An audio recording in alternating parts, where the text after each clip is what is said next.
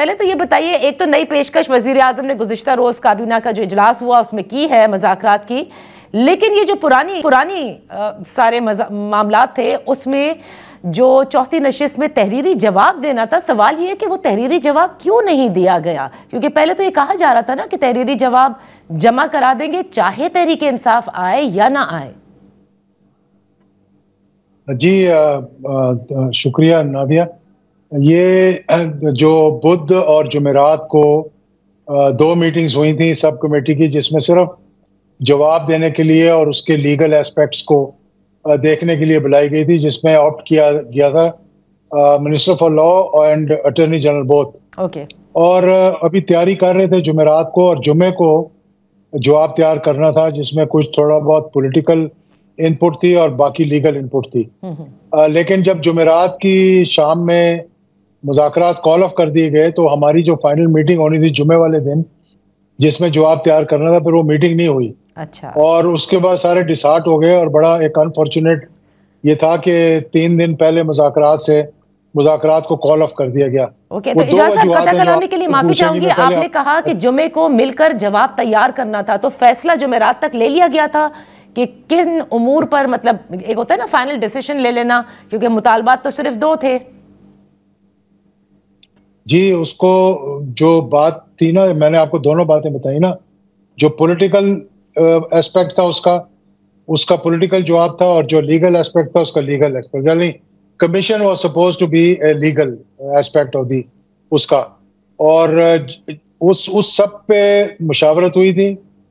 और जो law ministry है उन्होंने लीगल एस्पेक्ट्स पे, और राना सनाउल्लाह और चंद एक और लोग मिलकर जो है वो उन्होंने इसका एक पॉलिटिकली भी उस एंगल से भी जवाब देना था, ताकि कोई अच्छा रास्ता जो है वो निकल सके। सही। लेकिन वो जुमेरात वाली मीटिंग कॉल ऑफ कर दी। फिर उसके बाद दूसरा सवाल आप पूछेंगे कि जी इसलिए कि वो बानी पीटीआई से मुलाकात नहीं करवाई। तो जब जुमेरात को कॉल ऑफ कर दी वो जो मीटिंग्स थी हमारी, जो चौथी मीटिंग होनी थी, तो उसके बाद फिर वो हर तरफ से लोग मायूस हो गए, और मतलब अगली मीटिंग ही नहीं हुई उसके बाद। लेकिन एजाज साहब, मैं ये सवाल नहीं करती, बल्कि मैं ये सवाल करना चाहती हूँ, क्योंकि देखिए आप इस सिस्टम को अच्छी तरह समझते हैं। ये पहली बार नहीं हो रहा कि मज़ाकरात सामने भी होते हैं पीछे भी होते हैं। जो सामने वाले मज़ाकरात ख़त्म कर दिए गए, और ज़ाहिर है कि हुकूमती मज़ाकराती कमेटी इसमें कहती है कि तहरीक इंसाफ ने ही पहल की, उन्होंने ख़त्म करने की अनाउंसमेंट की। इसका मतलब ये हुआ कि पीछे जो मज़ाकरात हो रहे थे उसमें कोई खातिर खा पेशरफ नहीं हुई, तभी फिर ये मामलात वहाँ ख़त्म किए गए हैं। नहीं, ये बात नहीं है। मैं नहीं समझता कि पेशरफ नहीं है, क्योंकि जो पीछे वाली आप बात कर रही हैं वो मुज़ाकरात चलते रहते हैं, और कभी ज़्यादा ओपन हो जाते हैं, जिस तरह के वो हो गए। मुज़ाकरात तो नहीं थे वो, खैर एक मुलाकात थी पेशावर में, और उस मुलाकात पे बड़ी हाइप क्रिएट की पीटीआई ने, और गवर्नमेंट भी थोड़ी सी नर्वस हो गई, जो उनके मतलब बॉडी लैंग्वेज से पता लगा मुझे। मैं वैसे नहीं किसी से गुफ्तगू की, लेकिन उसके बाद उन्होंने फिर उसको भी मतलब आगे नहीं चलने दिया।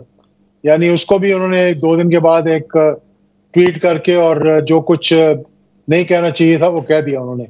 और फिर वो भी आपने कहा ना बैकडोर, उसमें भी थोड़ी सी, देखिए ये 2 मरतबा हुआ है, ये पहली मरतबा नहीं हुआ। पहली मरतबा ये हुआ है दूसरी मीटिंग के बाद जो ट्वीट आया ना, उसकी वजह से तीसरी मीटिंग में ताखीर आई। सही। अब हम बात कर रहे हैं तो पब्लिक को भी पता लगना चाहिए क्या वजूहात क्या हुई। मेरा ये अपना मतलब अंदाजा है। और फिर जो मुज़ाकरात इनके शुरू हुए बैकडोर, जिस पे ये बड़े खुश थे, खुशाइंद कह रहे थे, और उस पर फिर जो ट्वीट दिया वो आपने खुद भी पढ़ लिया होगा, और मेरा ख्याल है कि उसकी जो लैंग्वेज थी वो तो मैं समझता हूँ it was hitting below the belt. Okay, so ये ट्वीट के जो मसले हैं उसकी वजह से हुकूमत और बैकडोर दोनों मज़ाकरात जो हैं एक तरह से आप कहते हैं असरअंदाज हुए हैं। तो अब जो मामलात हैं, जैसे कल प्राइम मिनिस्टर ने ये कहा कि वो मज़ाकरात को लेकर काफ़ी संजीदा हैं, उन्होंने एक नई पेशकश भी कर दी है हाउस कमेटी की, और वो तो अब पुराने मामलात का भी जिक्र कर रहे हैं। वो कहते हैं 2018 का भी इलेक्शन होगा, ये 24 वाला इलेक्शन भी होगा, 26 नवंबर भी होगा, 2014 का धरना भी होगा। सो आप समझते हैं ये एक अच्छी ब्रॉड बेस्ड पेशकश है, और इसको बिल्कुल खुले दिल के साथ तहरीक इंसाफ को कबूल करना चाहिए।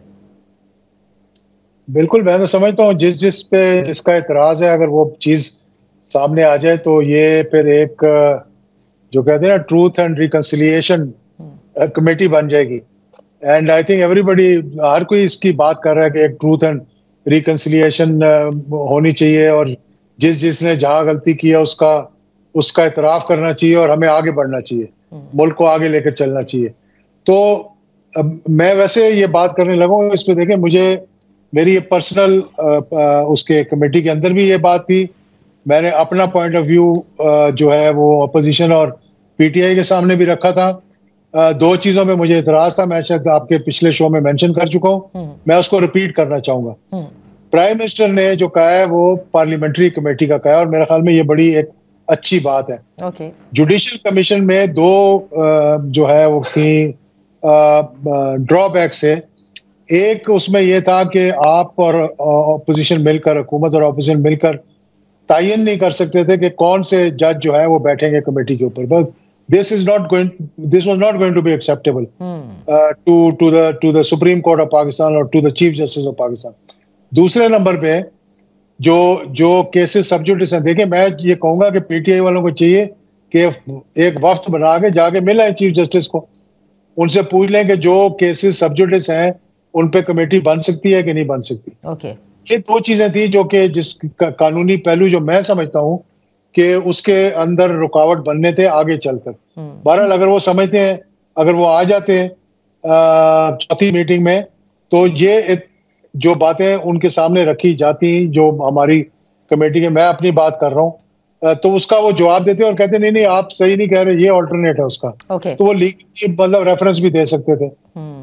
तो अब अगर कहा कि पार्लियामेंट्री कमेटी बनाए, तो मेरे ख्याल में उसमें अगर तमाम जमातें जो पार्लियामेंट के अंदर मौजूद हैं उन सब की नुमाइंदगी हो जाए, तो इससे अच्छी बात मैं समझता हूँ कि नहीं हो सकती। तो इजाज साहब, इसका मतलब हम ये अखज़ कर सकते हैं कि देखें, आपने कहा ना जब आप लोगों की मशावरत लीगल एस्पेक्ट से हुई और फिर सियासी एस्पेक्ट से अलग थी, और फिर वो तहरीरी जवाब जो है उसको आप लोग लिखते, इसका मतलब ये था कि जुडिशल कमीशन हुकूमत नहीं बना रही थी और ना ही बना सकती थी, और उसकी आपने रीजंस बताई हैं जो कानूनी तौर पर कि नहीं बनाई जा सकती। नहीं, ये बिल्कुल मैं ये नहीं कह रहा, मैं ये कह रहा हूँ ये मेरा पॉइंट ऑफ व्यू है। वहाँ इस पे डिस्कशन हुई, पीटीआई वालों से भी मैंने ये सवाल पूछा था, सलमान अकरम राजा साहब से। मैंने ये सवाल अपने लॉ मिनिस्टर से पूछा था, अपने अटॉर्नी जनरल से पूछा था। उन्होंने जो बात बताई वो ये कि जुडिशल कमीशन एक बना था जो सब जुडिस केस थे यूके के अंदर, मतलब बरतानिया में, और उसको बंद कमरे में अहकाम दिए थे कि आप बंद कमरे में अपनी प्रोसीडिंग्स करेंगे, जब आपकी फाइंडिंग्स आ जाएंगी आप उनको सील कर देंगे, और जब इस जो सब जुडिस केस है इसकी जजमेंट आ जाएगी फिर आप उसको खोलेंगे। क्योंकि देखिए जो कमीशन की रिपोर्ट होती है that is not binding on anybody, absolutely, वो रिकमेंडेशन और फैक्ट फाइंडिंग होता है। ठीक, मतलब वो इतनी नहीं कह सकते जी अब हुकूमत ने पकड़ी गई है या इन्होंने ये काम गलत किया या अपोजिशन ने गलत किया है तो जी इनको आप टांग दें, इनको फांसी दे दें या इनको उम्र कैद दे दें, तो वो बात तो थी ही नहीं। उन्होंने सिर्फ फैक्ट फाइंडिंग करनी थी। तो अगर ये खुद बैठे हों अपने लोग लेकर पार्लियामेंट के अंदर कमेटी बनाकर, तो वहां पर ये जिसको चाहे बुला सकते हैं, जिससे चाहे सवाल कर सकते हैं, जिससे चाहे, और मैं ये भी रेकमेंड करूंगा कि ये कमेटी भी स्पीकर की should be the chairman of the committee and he should be facilitating. उनको चाहिए कि वो फैसिलिटेट करें। यानी आप ये समझते हैं कि पार्लियामानी कमेटी जो है वो ज्यादा बेहतर होगी, किसी को भी बुलाया जा सकता है और ब्रॉड बेस भी है। तो एजाज साहब ये बताएं कि अब जो तहरीक इंसाफ ने एक सियासी अलायंस की तरफ जा रही है और वो ये समझती है कि अब हुकूमत के खिलाफ एहतजाज मिल करके किया जाएगा, क्योंकि आप मौलाना साहब को भी बेहतर तौर पर समझते हैं, आप समझते हैं कि वो इस अलायंस का हिस्सा बनेंगे और ऐसे किसी भी एहतजाज का वो हिस्सा बनने को तैयार होंगे तहरीक इंसाफ के साथ? देखिए इसमें तो ऑपोजिशन का काम है कि वो सबको ल्यूर इन करे, सबसे मुलाकातें करें, सबको बुलाए, और हुकूमत का भी काम है। देखिए ना, हुकूमत को भी चाहिए कि कम से कम जो आपके इत्तेहादी हैं उनको ऑन बोर्ड पूरी तरह से लें, और जो ऐसी बहुत सी जमातें हैं, मैं नहीं रिकमेंड करना चाहता, लेकिन जैसे मतलब जो बहुत करीब थी हुकूमत के और अब भी करीब है और इलेक्शन से पहले भी करीब थी, लेकिन उनको बिल्कुल डिस्टेंस कर दिया गया और अब ऑपोजिशन उनसे राब्ते कर रही है। मतलब अगर आप कहें तो मैं एग्जांपल भी दे देता हूं, लेकिन वो देना नहीं चाहिए। यानी मतलब जिस तरह जीडीए फॉर एग्जांपल, जीडीए तो गवर्नमेंट के बड़ी करीब थी और इलेक्शंस के दौरान भी, चले वो कहते हैं हमारे साथ ज्यादती हुई है, नाराज हैं, लेकिन उनसे बजाय उनको एंगेज करने के आप ऑपोजिशन को दे रहे हैं अपॉर्चुनिटी दे रहेंगे, उनसे जाके तो बात करें। हुकूमत को जब कहा जाएगा, जीडीए हमेशा करीब रहती है, तभी तो वो एंगेज करें कि अभी उनकी बारी आई नहीं है।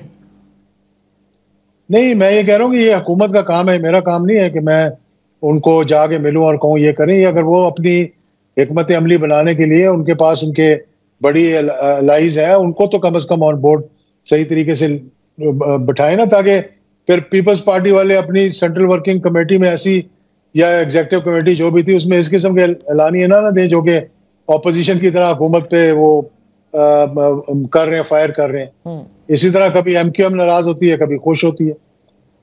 तो हम तो मतलब छोटी जमातें, हम ना 3 में ना 13 में, हम तो मतलब अपनी बात कर रहे हैं और जो बेहतर समझते हैं मुल्क के लिए वो बात करते हैं। एजाज साहब, ये बताइए कि अगर लॉन्ग मार्च होती है जिसका कि इंदिया दिया है तहरीक इंसाफ ने, और उसमें मौलाना फजलुर रहमान साहब ऑन बोर्ड हो जाते हैं, तो ये कितना बड़ा चैलेंज होगा मौजूदा हुकूमत के लिए? देखिए, चैलेंज तो होगा। अगर 1 से 2, 2 से 4, मतलब 1 और 1 11 होते हैं, तो 1 और 1 2 भी होते हैं, तो जितनी जमातें मिलेंगी उसमें मौलाना साहब के एक बड़ा बेसिकली है, उनके साथ लोग हैं, उनके मतलब जमात के साथ हैं, उनका एक्सेस बहुत से मदारिस के साथ है, उनके लोगों के साथ है। तो लाजमी बात है कि हुकूमत फिर अंडर प्रेशर आएगी, तो मौलाना साहब को भी तो थोड़ा सा खुश रखना चाहिए ना। मौलाना साहब के साथ भी कोई ऐसी तो इनकी नहीं है मुखालफत के बातचीत ही नहीं कर सकते। तो ये तो हुकूमत की हिकमत अमली जो है वो उनको बेहतर करने की जरूरत है।